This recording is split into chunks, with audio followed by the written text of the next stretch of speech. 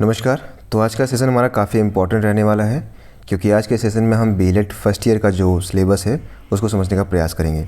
ठीक है, देखिए आपके जो बीएलएड फर्स्ट ईयर है उसमें 4 टोटल आपके पेपर हैं और चारों पेपर के 4-4 यूनिट हैं। ठीक है, और ये जो हमारा दूसरा पेपर होगा इसके अंतर्गत हम समझने का प्रयास करेंगे धीरे धीरे। इसमें आपके 4 यूनिट है। एजुकेशन इन कंटेम्प्रेरी इंडिया, समकालीन भारत में शिक्षा को जो कि हम समझने का प्रयास करेंगे।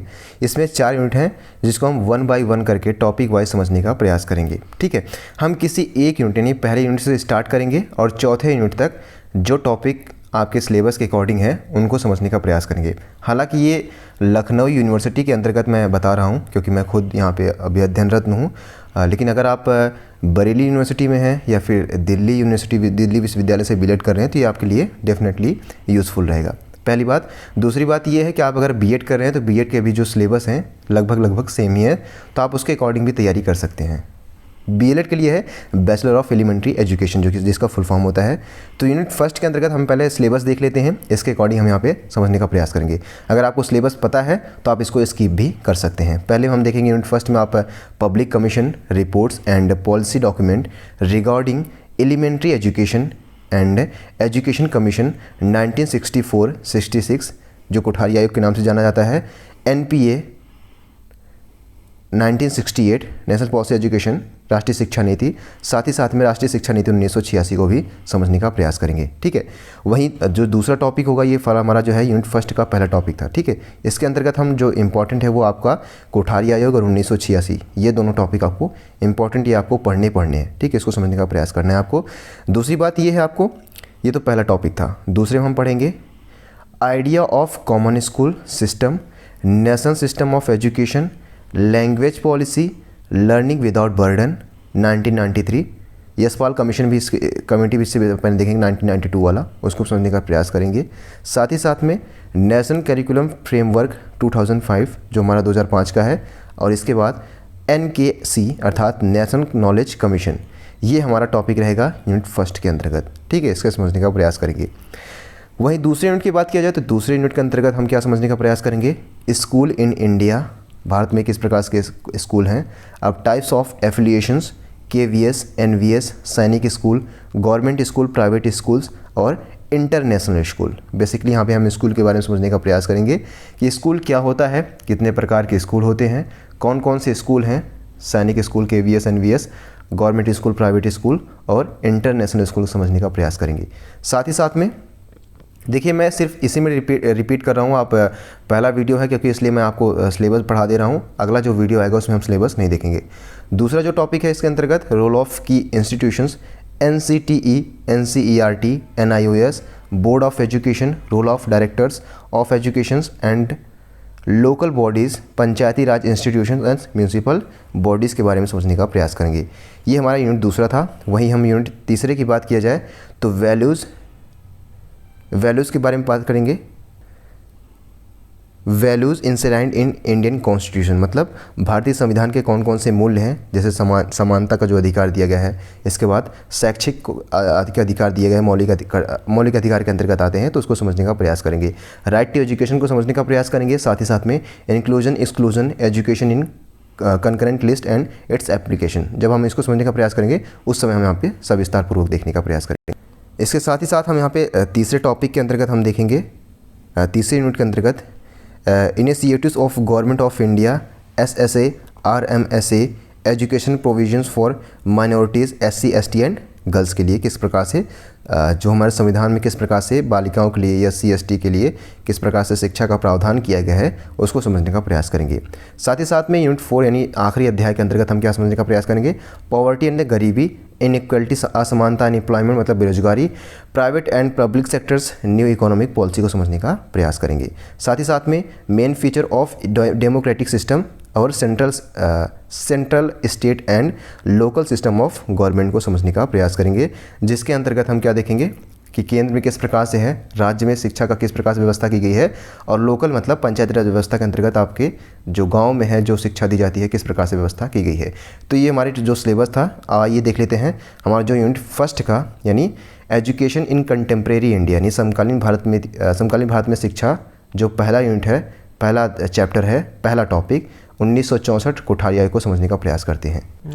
अब देखिए आपका जो बीलेट फर्स्ट ईयर का है ये दूसरा पेपर है एजुकेशन इन कंटेम्प्रेरी इंडिया। अब आपके जो क्वेश्चंस है पहले हम क्वेश्चंस देख लेते हैं कि किस प्रकार से आपके जो प्रीवियस ईयर में क्वेश्चन पूछे गए हैं। हर बार पूछा जाता है क्योंकि ये आपका इंपॉर्टेंट टॉपिक है, तो डेफिनेटली इस बार भी पूछा जाएगा अगर आप बीलेट फर्स्ट ईयर में हैं या फिर आगामी अगर आप आ रहे हैं। ठीक है, तो write the name of different public commissions reports in reference of the elementary education, explain any one of them in details. अर्थात प्राथमिक शिक्षा के संदर्भ में विभिन्न सार्वजनिक आयोग के रिपोर्ट के नाम बताइए, साथ ही साथ इनमें से किसी एक को विस्तार से स्पष्ट कीजिए। या इसी प्रश्न को इस प्रकार से भी पूछा जा सकता है कि describe in brief the major recommendation of the Kothari commission. अर्थात कोठारी आयोग की मुख्य सिफारिशों का संक्षेप में उल्लेख कीजिए। ठीक है, ये लॉन्ग में भी आ सकता है, शॉर्ट में भी आ सकता है, इसको आपको समझने का प्रयास कीजिए, लेकिन हालांकि लॉन्ग में ही ज़्यादातर पूछा जाता है। The report of Kothari commission is an included of Indian education discuss the statement. अर्थात कोठारी आयोग का प्रतिवेदन भारतीय शिक्षा का विश्वकोश है, इस कथन की व्याख्या कीजिए। कोठारी आयोग से किसी भी प्रकार से पूछा जा सकता है। या फिर अगला जो टॉपिक हम पढ़ेंगे, अगला टॉपिक हमारा होगा 1986 का जो शिक्षा नीति है, उसको समझने का प्रयास करेंगे। ठीक है, अब आइए देख लेते हैं एक परिचय जो कि संक्षेप में दिया गया है। तो परिचय जो हमारा है, देखिए भारत जो हमारा था 1947 में स्वतंत्र हो गया था, लेकिन उस समय जो है जब केंद्र सरकार ने शिक्षा पर विशेष महत्व देते हुए किस प्रकार से शिक्षा व्यवस्था में नए प्रावधान किए, किस प्रकार से नई शिक्षा नीतियां लागू की गई, उसी को हम एक संक्षेप यहाँ पे इंट्रोडक्शन के माध्यम से समझने का प्रयास करेंगे। तो ध्यान समझिएगा कि स्वतंत्रता प्राप्ति के उपरांत भारत सरकार ने अपने देश की आवश्यकताओं और आकांक्षाओं के अनुसार उच्च शिक्षा के पुनर्गठन के लिए सर्वप्रथम 1948 ईस्वी में विश्वविद्यालय शिक्षा आयोग का गठन किया। 1948 ईस्वी में क्या किया, सर्वप्रथम भारत सरकार ने 1948 में विश्वविद्यालय शिक्षा आयोग का गठन किया। ध्यान दीजिएगा, तथा माध्यमिक शिक्षा पुनर्गठन हेतु 1952 में माध्यमिक शिक्षा आयोग का गठन किया। 1948 में विश्वविद्यालय शिक्षा आयोग का गठन किया और 1952 में माध्यमिक शिक्षा आयोग का गठन किया। ठीक है, जिसमें शिक्षा के प्रशासन, संगठन व स्तर को ऊंचा उठाने संबंधी कई सुझाव दिए गए। यानी हम शिक्षा व्यवस्था में किस प्रकार से उसके गिरे हुए स्तर को किस प्रकार से उठा सकते हैं, उसके प्रावधानों को समझाने का प्रयास किया गया। परंतु वांछित उद्देश्य प्राप्त न हो सके, क्योंकि दोनों आयोग शिक्षा के एक ही पक्ष की ओर ध्यान देने वाले थे। अतः भारत सरकार ने शिक्षा के पुनर्गठन पर संपूर्ण रूप से सोचने समझने व संपूर्ण देश के लिए सामान्य शिक्षा नीति को निश्चित करने के उद्देश्य से 14 जुलाई 1964 को डॉक्टर एस कोठारी की अध्यक्षता में 17 सदस्यीय राष्ट्रीय शिक्षा आयोग का गठन किया। इस आयोग को इसके अध्यक्ष के नाम पर ही कोठारी आयोग भी कहते हैं, यानी जो इसके अध्यक्ष थे। अब देखिए, समझने का प्रयास कीजिएगा कि भारत सरकार ने शिक्षा में जो है सुधार लाने के सर्वप्रथम 1948 ईस्वी में विश्वविद्यालय शिक्षा आयोग का गठन किया।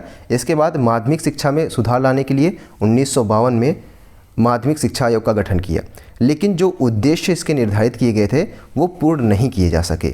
इसी के उद्देश्य में सरकार ने वापस से 14 जुलाई 1964 को डॉक्टर एस कोठारी की अध्यक्षता में 17 सदस्य के रूप में राष्ट्रीय शिक्षा आयोग का गठन किया गया, जिसे कोठारी आयोग के नाम से भी जाना जाता है। क्यों? क्योंकि इसके जो हेड थे वो कोठारी जी थे, एस कोठारी जी ही। ठीक है, अब ये बात कर लेते हैं आयोग के गठन के कारण क्या थे, उद्देश्य एवं कार्यक्षेत्र। ठीक है, ये शॉर्ट में दिया गया है, नोट्स है क्योंकि, तो आपको समझने का प्रयास करना है। ठीक है, आप वीडियो को दोबारा भी देख सकते हैं।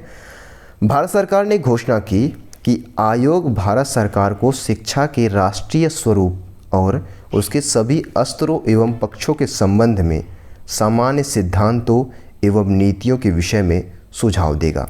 यानी किस प्रकार से शिक्षा की व्यवस्था चल सकती है, किस प्रकार से उसका प्रावधान हो, शिक्षा व्यवस्था सुचारू रूप से किस प्रकार से भारत में चल सकती है, उन सभी संबंधित जो भी सूचनाएं होगी वो कोठारी कमीशन देगा।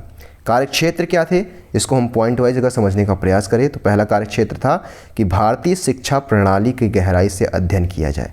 ठीक है। इसका जो कार्यक्षेत्र था कि जो भारतीय शिक्षा है, जो भारतीय शिक्षा प्रणाली है, उसका गहराई से अध्ययन किया जाए, पहला चीज़। दूसरा कि संपूर्ण देश के लिए शिक्षा के आयोजन एवं प्रशासन संबंधी नीति तत्व निश्चित करना, अर्थात संपूर्ण भारत देश के लिए शिक्षा व्यवस्था की प्रशासन संबंधी नीति व यानी शिक्षा व्यवस्था किस प्रकार से सुचारू रूप से चल सकती है, उसकी जो नीति तैयार किया जाता है वो किसके कार्य के अंतर्गत, कार्य क्षेत्र के अंतर्गत आता है, वो कोठारी आयोग के अंतर्गत ही आता है। तीसरा क्या था? तीसरा था कि संपूर्ण देश के लिए समान शिक्षा प्रणाली प्रस्तावित करना, यानी ऐसा नहीं है कि उत्तर भारत में 10+2+3 चल रहा है और दक्षिण भारत में किसी और शिक्षा प्रणाली को यहाँ अपनाया गया है। मतलब संपूर्ण देश में सिर्फ एक ही शिक्षा प्रणाली हो, ठीक है, 10+2+3 शिक्षा व्यवस्था पूरे देश में लागू हो। अगला क्या था इसका कि पूरे देश में किसी भी स्तर की शिक्षा प्रणाली में शिक्षा के प्रसार व गुणात्मक सुधार के उपायों की खोज किया जाए, ठीक है।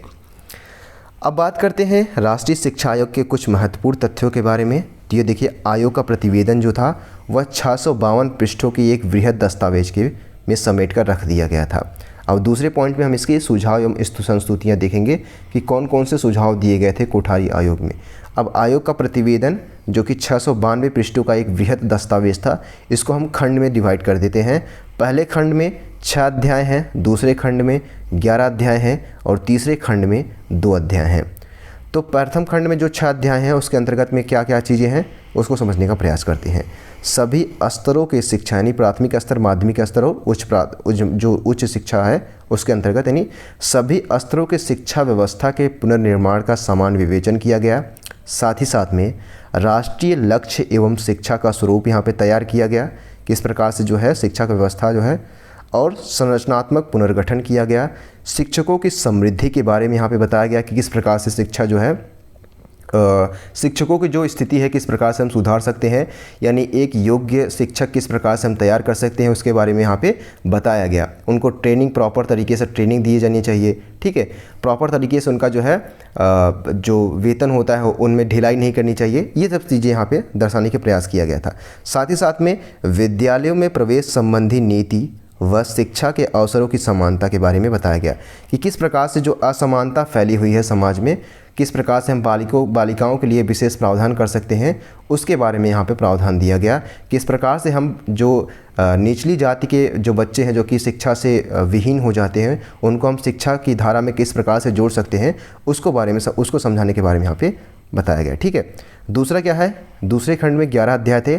इसके अंतर्गत शिक्षा के विभिन्न स्तरों एवं वर्गों को अलग अलग विवेचन किया गया, जैसे व्यावसायिक, तकनीकी एवं प्रौढ़, कृषि, विद्यालय शिक्षा, उच्च शिक्षा के बारे में बताया गया, ठीक है। यानी शिक्षा का विशेष रूप से अगर देखा जाए तो विशेष तौर से अगर देखा जाए तो शिक्षा का बृहत्तम जो स्वरूप है उसको समझाने का प्रयास किया गया कि शिक्षा न केवल एक किताबी रूप से सिमट कर रह जानी चाहिए, बल्कि इसमें किस प्रकार से हम एक बालक के अंतर्गत उसको तकनीकी विकास कर सकते हैं, उसको व्यवसाय से जोड़ सकते हैं। कई बार क्या होता है कि शिक्षा व्यवस्था अगर हम लंबे समय तक चलती है तो बेरोजगारी का हमें सामना करना पड़ता है। तो किस प्रकार से हम तकनीकी शिक्षा दे करके के उन्हें हम खुद से आत्मनिर्भर बना सकते हैं, ठीक है। यानी आप शिक्षा प्राप्त करके कुछ न कुछ तकनीकी अगर डेवलप कर दिया जाए आपके अंतर्गत तो आप बेरोजगार नहीं रहेंगे, ठीक है, आपको रोजगार मिल जाएगा कुछ न कुछ। इस तरीके से व्यावसायिक, तकनीकी एवं प्रौढ़ शिक्षा, साथ ही साथ में कृषि शिक्षा जो कि आप कृषि विज्ञान के अंतर्गत पढ़ते भी हैं, विद्यालय शिक्षा, उच्च शिक्षा के बारे में यहाँ पे प्रावधान किया गया, ठीक है।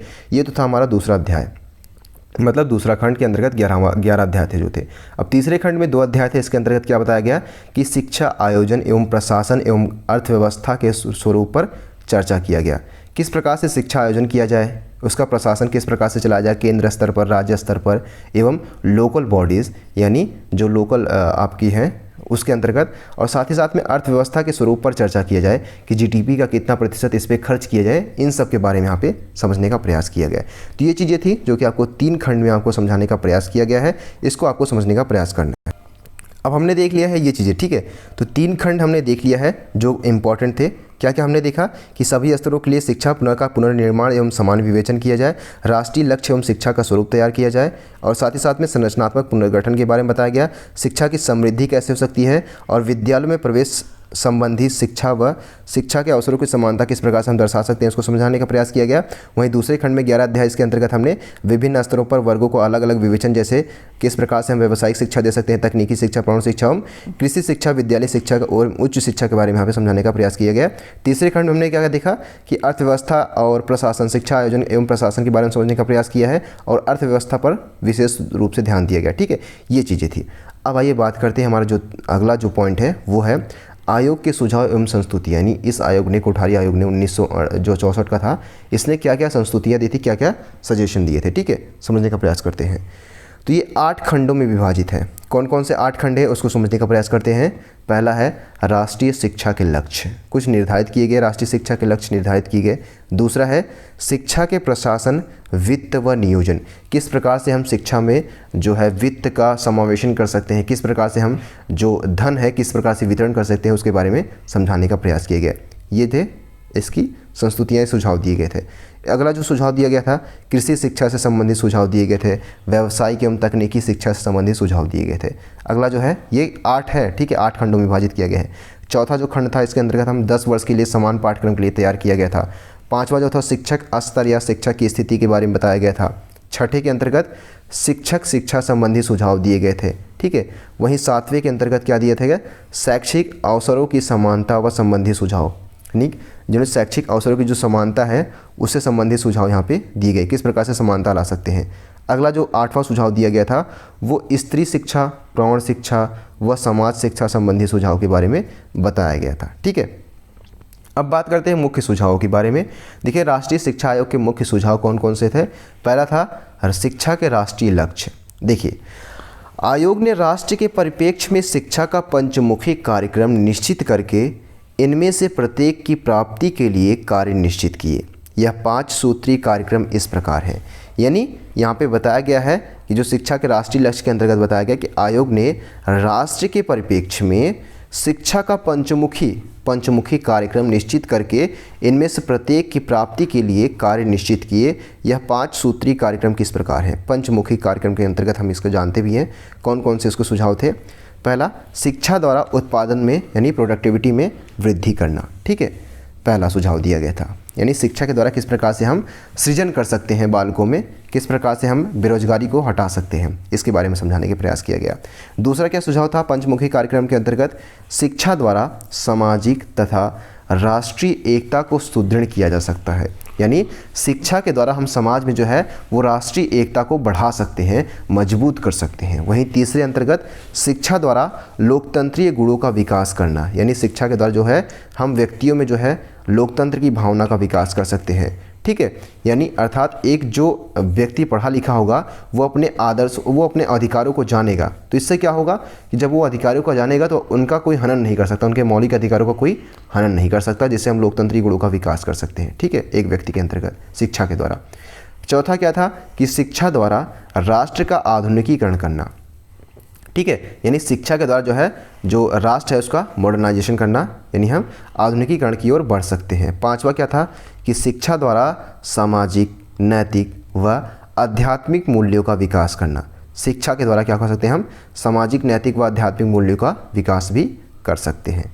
अगला क्या है, शिक्षा के प्रशासन, वित्त व नियोजन संबंधी सुझाव के बारे में बात किया जाए तो केंद्र में राष्ट्रीय विद्यालय शिक्षा बोर्ड और भारतीय शिक्षा सेवा का गठन किया गया है। ध्यान दीजिएगा कि शिक्षा के प्रशासन व वित्त नियोजन संबंधी जो सुझाव दिए गए थे उसके अंतर्गत क्या बताया गया कि केंद्र में 2 बोर्ड, कौन कौन से, राष्ट्रीय विद्यालय शिक्षा बोर्ड और भारतीय शिक्षा सेवा का गठन किया गया। ठीक है, अब केंद्र सरकार ने शिक्षा बजट पर कम से कम 6% का प्रावधान खर्च करने का बात कही, जो कि अभी तक संभव नहीं हो पाई है। मुश्किल से जीडीपी का 2 से 3% ही हम खर्च कर पाते हैं, जबकि हमारे पड़ोसी देश जो मुल्क हैं, आप कह सकते हैं कि हमसे ज़्यादा ही शिक्षा पर वो व्यय करते हैं, खर्च करते हैं। ठीक है,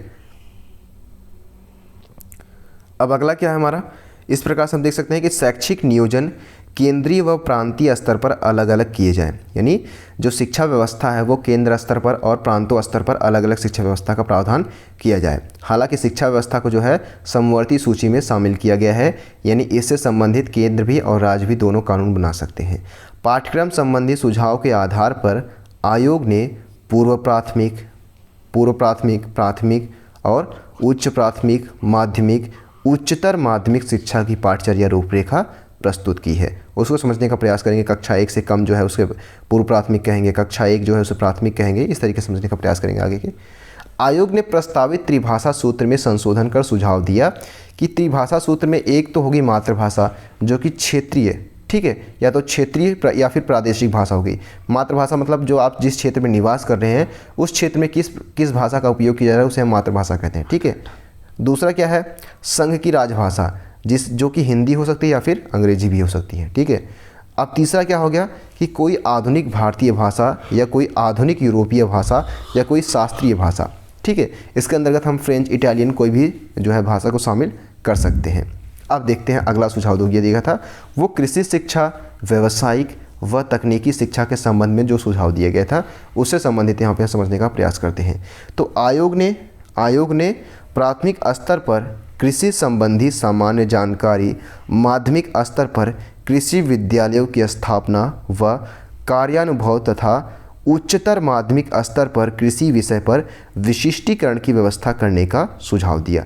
समझने का प्रयास कीजिएगा कि कृषि शिक्षा को बढ़ावा देने के लिए जो आयोग था उसने प्राथमिक स्तर पर क्या किया कि जो सामान्य जानकारी होती है, जो किसान, जो कृषि संबंधी जो सामान्य जानकारी होती है उसको जो है सिलेबस में शामिल किया, ठीक है, पहली चीज़।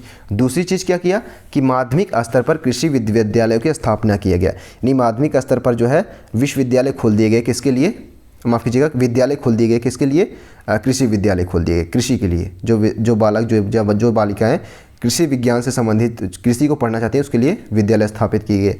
और कार्यान्वयन मतलब उनको प्रैक्टिकल नॉलेज जो है दिया गया।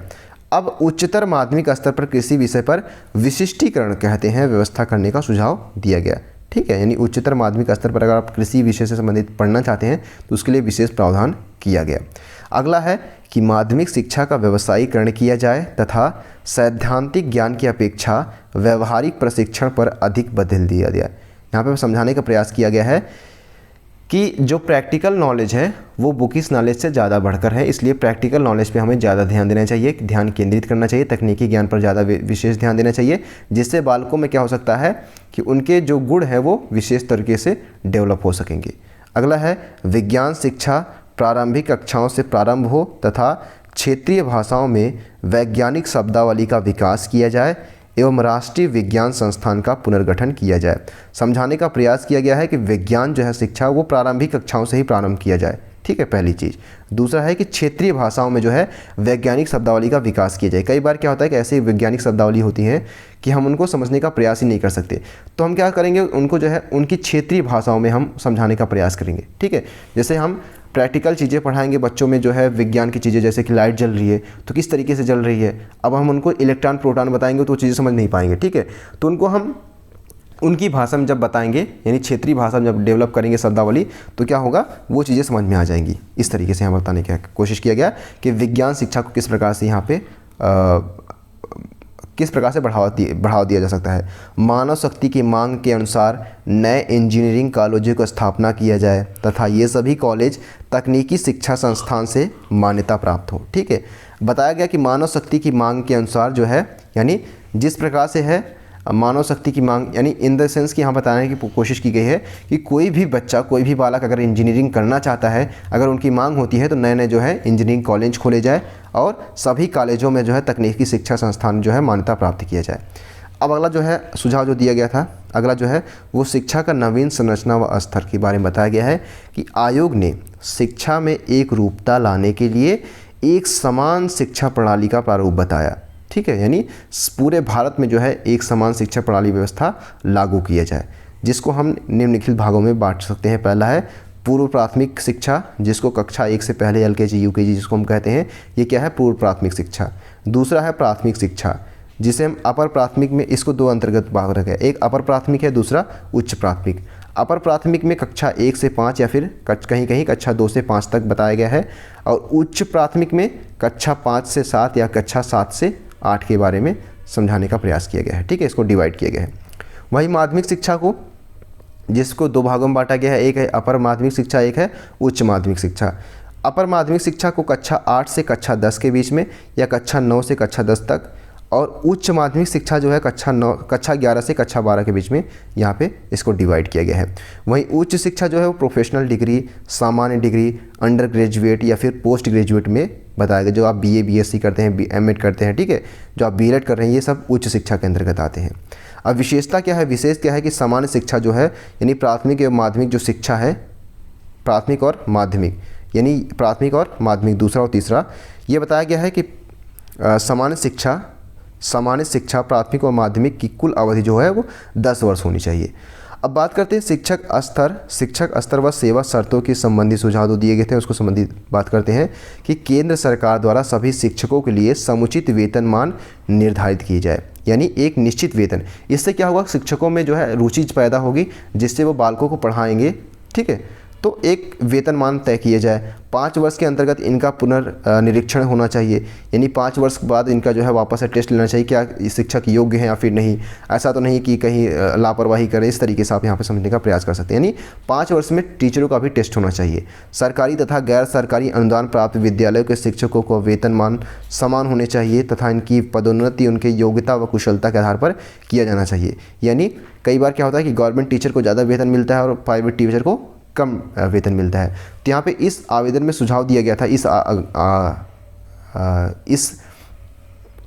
इसके अंतर्गत ये सुझाव दिया गया था कि जो प्राइवेट कॉलेजेस हैं या फिर प्राइवेट स्कूल्स हैं और जो गवर्नमेंट स्कूल हैं उनमें शिक्षकों को जो वेतन है वो समान होना चाहिए, पहली बात। दूसरी बात क्या है कि उनकी जो पदोन्नति होनी चाहिए वो न केवल उनके एज के आधार पर बल्कि उनके कार्य अनुभव के अनुसार। मतलब अगर कोई कार्यकुशल है, कोई शिक्षक कार्यकुशल है तो उसको पदोन्नति उसके कार्यकुशलता पर दिया जाना चाहिए, ठीक है। अगला हमारा है छठा पॉइंट है शिक्षक शिक्षा संबंधी आयोग के सुझाव क्या थे कि सभी राज्यों में कॉम्प्रिहेंसिव कॉलेजों की स्थापना किया जाए तथा सभी शिक्षण प्रशिक्षण संस्थाओं को शिक्षण प्रशिक्षण कॉलेज या फिर ट्रेनिंग कॉलेज कहा जाए, ठीक है। ट्रेनिंग कॉलेज की यहाँ पे स्थापना की बात कही गई। साथ ही साथ में प्राथमिक शिक्षण प्रशिक्षण स्तर को बनाए रखने का उत्तरदायित्व राज्य शिक्षा बोर्ड का होना चाहिए, ठीक है। यानी जो प्राथमिक शिक्षण प्रशिक्षण है उसके स्तर को बनाए रखने के लिए जो उत्तरदायित्व वो राज्य शिक्षा बोर्ड का होगा। साथ ही साथ में प्रशिक्षण की अवधि 2 वर्ष एवं कार्य दिवसों की संख्या कम से कम, यानी जो प्रशिक्षण होना चाहिए वो कम से कम 2 वर्ष का होना चाहिए और वो कार्य दिवस के जो शिक्षक होते हैं जो कार्य करते हैं, ठीक है, वो 230 दिन होना चाहिए कम से कम। इसके बाद जो है उनको प्रॉपर टीचर एज ए घोषित किया जाना चाहिए। इसके बाद कार्यरत अप्रशिक्षित शिक्षकों के लिए अंशकालीन पाठ्यक्रम एवं पत्राचार पाठ्यक्रम की सुविधाएं दिया जाना चाहिए। जो अप्रशिक्षित शिक्षक हैं उनके लिए क्या करना चाहिए, जो अप्रशिक्षित शिक्षक हैं उनके लिए अंशकालीन पाठ्यक्रम एवं पत्राचार पाठ्यक्रम की सुविधाएं दिया जाना चाहिए और प्रत्येक 5 वर्ष के पश्चात अंतर सेवा प्रशिक्षण की व्यवस्था होनी चाहिए, ठीक है। अगला जो है शैक्षिक अवसरों की समानता संबंधी जो सुझाव दिए गए थे उसके अंतर्गत कक्षा 1 से कक्षा 8 तक की शिक्षा सभी के लिए निःशुल्क हो, जो कि अभी वर्तमान समय में लागू भी किया गया है। माध्यमिक एवं उच्च शिक्षा स्तर पर बुक बैंक योजना लागू किया जाए। साथ ही साथ में आयोग ने शिक्षा के क्षेत्र में 2 प्रकार की असमानताएं, एक शिक्षा के विभिन्न स्तरों पर बालक बालिकाओं को शिक्षा में असमानता और दूसरा उच्च वर्ग और पिछड़े वर्ग, अनुसूचित वर्ग और पिछड़े क्षेत्रों में रहने वाले को शिक्षा में असमानता को दूर करने के सुझाव को बात किया गया। पहला क्या किया गया कि जो बालक और बालिकाओं की शिक्षा में जो असमानता व्याप्त है उसको दूर किया जाए। दूसरी बात यहाँ पे क्या बताई गई है, दूसरी बात है कि जो पिछड़े वर्ग के बालक है, जो अनुसूचित जाति के वर्ग के बच्चे हैं, जो पिछड़े क्षेत्रों में रहने वाले जो बच्चे हैं, उनकी जो शिक्षा में असमानता व्यवस्था है उसको दूर किया जाना चाहिए। 8वां जो पॉइंट दिया गया था स्त्री शिक्षा, प्रौढ़ शिक्षा व समाज शिक्षा संबंधी जो सुझाव दिए गए थे कि 20 वर्षों के अंदर माध्यमिक स्तर पर बालिकाओं तथा बालकों की संख्या का अनुपात, उस समय जो है बालक बालिकाओं का अनुपात जो है बहुत कम ही था, ठीक है। यानी 20 वर्षों के अंतर्गत जो है बालक और बालिकाओं का जो अनुपात होना चाहिए, बालिकाओं और बालकों का अनुपात यानी 1:3 होना चाहिए, यानी 3 बालक पर एक बालिका होनी चाहिए। जबकि वहाँ पे बालिकाओं का शिक्षा का स्तर बहुत ही गिर चुका था, ना के बराबर बालिकाएं पढ़ती थी। जबकि उच्चतर माध्यमिक स्तर पर 1:2 होना चाहिए, यानी अगर 2 लड़के हैं तो 1 लड़कियाँ जरूर पढ़नी होनी चाहिए, ठीक है। एवं बालिकाओं की शिक्षा के लिए गृह विज्ञान एवं सामाजिक विज्ञान का विषयों को प्रोत्साहन दिया जाना चाहिए। इस तरीके से आप यहाँ पे देख सकते हैं। अगला है प्रौढ़ शिक्षा संबंधी सुझावों को आयोग ने 4 वर्गों में बांटकर बताया है। पहला है प्रौढ़ शिक्षा का स्वरूप किस प्रकार से हो, दूसरा है प्रौढ़ शिक्षा का प्रशासन व संगठन किस प्रकार से हो, तीसरा है प्रौढ़ शिक्षा की व्यवस्था किस प्रकार से हो। चौथा है प्रौढ़ शिक्षा की निरंतरता व इसके लेखा जोखा व शोध कार्य करने हेतु राष्ट्रीय प्रौढ़ शिक्षा बोर्ड की स्थापना किया जाए। ठीक है, प्रौढ़ शिक्षा के बारे में यहाँ पे समझाने का प्रयास किया गया है। अगला है अनुसरण कार्यक्रम चलाया जाए और महिलाओं को साक्षर बनाने हेतु केंद्रीय समाज कल्याण बोर्ड की व्यवस्था किए जाए, काफ़ी इंपॉर्टेंट है। आइए देख लेते हैं गुण और दोष के बारे में। राष्ट्रीय शिक्षा आयोग का मूल्यांकन, गुण एवं दोष के बारे में समझने का प्रयास करते हैं। गुण क्या था कि शिक्षा बजट पर 6% व्यय करने का सुझाव दिया गया था, जो कि काफ़ी अच्छी बात है। दूसरी बात है कि शैक्षिक आयोजनों क्रमिक व समयबद्ध, यहाँ पे बताने की कोशिश की गई है कि जो शैक्षिक आयोजन होनी चाहिए, यानी पूर्व प्राथमिक स्तर पर, फिर प्राथमिक स्तर पर शिक्षा व्यवस्था, फिर माध्यमिक स्तर पर, फिर उच्च स्तर पर, किस प्रकार से जो है समयबद्ध तरीके से बांटा गया था। तीसरा जो इसका जो विशेषता के अंतर्गत देख सकते हैं, जो कि गुण के अंतर्गत आता है कि 6 से 14 वर्ष तक के सभी बालकों की अनिवार्य एवं निःशुल्क शिक्षा व्यवस्था लागू किया जाए। चौथा, शिक्षा का सार्वभौमिकरण किया जाए। पांचवा, यानी सार्वभौमिकरण सब हर जगह शिक्षा समान रूप से व्यवस्थित होनी चाहिए। पांचवा, सामान्य शिक्षा की अवधि 10 वर्ष होनी चाहिए, ये इसके गुण के अंतर्गत आती है। छठा, माध्यमिक शिक्षा का व्यावसायीकरण व प्रायोगिक प्रशिक्षण पर बल दिया जाना चाहिए। ठीक है, व्यवसायीकरण यानी यहाँ पे बताया गया है कि इंडस्ट्रियलाइजेशन किया जाना चाहिए और प्रैक्टिकल नॉलेज पर ज़्यादा विशेष बल दिया जाना चाहिए। विज्ञान एवं वैज्ञानिक शोधों पर बल दिए जाने की बात कही गई, जो कि इसके गुण के अंतर्गत आती है। विज्ञान एवं वैज्ञानिक शोधों की बात कही गई। आठवां, शिक्षक स्तर एवं शिक्षण प्रशिक्षण संबंधी उपयुक्त सुझाव दिए गए हैं, किस प्रकार से हम शिक्षकों को जो है योग्य बना सकते हैं। नौवां जो पॉइंट है वो है प्रौढ़ शिक्षा का व्यापक रूप और उचित योजना तैयार की बात कही गई। 10वां जो पॉइंट है वो है शैक्षिक अवसरों की समानता पर बल दिया गया। ठीक है, ये तो हमारे गुण हो गए। अब बात करते हैं दोषों की। तो शिक्षा बजट का व्यय के संबंध में अस्पष्ट सुझाव दिया गया। ठीक है, कि किस प्रकार से जो है व्यय किया जाए, जो अर्थव्यवस्था में जो बजट है किस प्रकार से, ये अस्पष्ट सुझाव रहा, जो कि इसके दोष के अंतर्गत आता है। उलझी हुई शिक्षा संरचना थी। ठीक है, आप जब पढ़ेंगे इसको तो यहाँ पे उलझी हुई शिक्षा संरचना थी। साथ ही साथ में प्राथमिक स्तर पर शैक्षिक एवं व्यावसायिक निर्देशन अनावश्यक रूप से यहाँ पे बात कही गई है। प्राथमिक स्तर पर आप शैक्षिक एवं व्यावसायिक निर्देशन किस प्रकार से दे सकते हैं, यानी आप प्राथमिक स्तर पर नहीं, कक्षा 1 से 5 तक के किस प्रकार से आप व्यावसायिक निर्देशन जो दिया गया था वो अनावश्यक था। ठीक है, माध्यमिक स्तर पर आप कह सकते हैं कि माध्यमिक स्तर पर बालकों में उस योग्य हो जाते हैं कि वो व्यावसायिक शिक्षा या तकनीकी शिक्षा को समझ सके। दोषपूर्ण भाषा नीति की यहाँ पे उपयोग किया गया है और साथ ही साथ में दोषपूर्ण भाषा नीति की यहाँ बताया गया है और साथ ही साथ में राष्ट्रीय शिक्षा के नाम पर पंचमेल खिचड़ी, यहाँ पे सब कुछ मिला जुला है, इसमें कुछ भी कंप्लीट नहीं है, क्लियरेंस नहीं है। स्वायत्त महाविद्यालय की स्थापना अनावश्यक रूप से किया गया। ठीक है, साथ ही साथ में यहाँ पे माध्यमिक स्तर पर विदेशी भाषाओं जैसे अंग्रेजी, रूसी और फ्रेंच आदि भाषाओं के अध्ययन पर परोक्ष रूप से बल दिया गया। ठीक है, ये भी इसके दोष के अंतर्गत आता है। निष्कर्ष रूप से हम क्या कह सकते हैं कि उपयुक्त विवेचन के आधार पर यह कहा जा सकता है कि आयोग का प्रतिवेदन शिक्षा का विश्वकोश है। जो आयोग का प्रतिवेदन है वो शिक्षा का विश्वकोश है, जिसमें भारतीय शिक्षा के समस्त पहलुओं को ध्यान में रखा गया है और इस आयोग ने शिक्षा के क्षेत्र में एक नए युग का शुभारंभ किया है, जिसके आधार पर शिक्षा को राष्ट्रीय महत्व का विषय माना गया है। कुल मिलाकर उपयुक्त विवेचन के आधार पर यह कहा जा सकता है कि आयोग का जो प्रतिवेदन है वो शिक्षा का विश्वकोश है, पहली बात, जिसमें भारतीय शिक्षा के समस्त पहलुओं को ध्यान में रखा गया है। ठीक है, आपने देखा भी किस तरीके से तकनीकी, व्यावसायिक सब और औरतों के, बच्चों के, ठीक है, किस तरीके से हम वहाँ पे निःशुल्क शिक्षा की बात करिए, सभी पहलुओं पर बात किया गया है। और इस आयोग ने शिक्षा के क्षेत्र में एक नए युग का शुभारंभ किया है, जिसके आधार पर शिक्षा को राष्ट्रीय महत्व का विषय माना गया है। ये था पहला आपका टॉपिक जो कि आज समाप्त हुआ। आई होप आपको वीडियो पसंद आया होगा, जो टॉपिक भी पसंद आया होगा। अगर आपको इसका PDF फाइल चाहिए होगा तो आप हमसे व्हाट्सअप से जुड़ सकते हैं, जो कि नंबर है 6393 62 13 44। ठीक है, आप PDF यहाँ पे लिख के भेजिएगा, मैं आपको यहाँ पे सेंड कर दूंगा, या फिर आप टेलीग्राम से भी जुड़ सकते हैं, जिसका लिंक आपको डिस्क्रिप्शन बॉक्स में प्रोवाइड करा दिया जाएगा। हालांकि आप कोशिश कीजिए कि आप टेलीग्राम से जुड़िए। ठीक है, मैं रिकमेंड करूँगा, मैं कोशिश करूँगा कि उसमें प्रोवाइड करा दूँ। अगर वहाँ से नहीं मिलता है तो आप व्हाट्सअप कीजिएगा, सिर्फ आप PDF लिखिएगा, आपको प्रोवाइड हो जाएगा। अगर नहीं होता है थोड़ा सा वेट कर लीजिएगा। ठीक है, सो अगला जो टॉपिक हमारा जो कि 1986 आएगा, राष्ट्रीय शिक्षा नीति, वो जल्द ही आएगा। आपको ये वीडियो कैसा लगा जल्दी बताइएगा अपने कमेंट बॉक्स के माध्यम से। Thank you so much, keep loving, keep supporting and keep stay with us. Thank you so much.